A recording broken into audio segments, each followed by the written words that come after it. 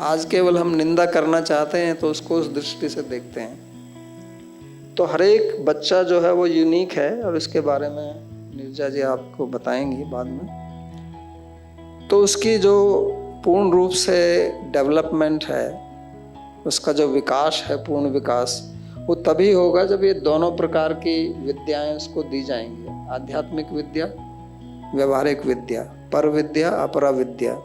और यही हमारे यहाँ दी जाती थी। हमारे यहाँ अगर आप ज्योतिष पढ़ें, आयुर्वेद पढ़ें, योग पढ़ें, तो वो सब एक दूसरे से मिले हुए थे।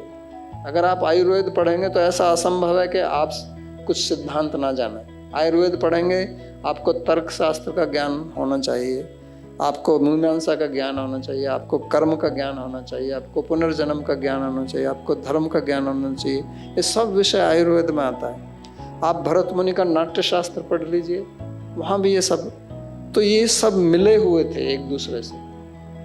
ऐसा नहीं था कि आप किसी को एक्सपर्ट बना दीजिए एक फील्ड में कि ENT डॉक्टर है तो उसके पेट के बारे में कुछ पता नहीं, और जो पेट का डॉक्टर है उसको ENT के बारे में कुछ पता नहीं, वो उतना ही जानता है। तो हमारी विद्या इस प्रकार की नहीं थी। स्पेशलाइजेशन वहाँ भी था, लेकिन उसको एक सामान्य ज्ञान आवश्यक प्राप्त होता था।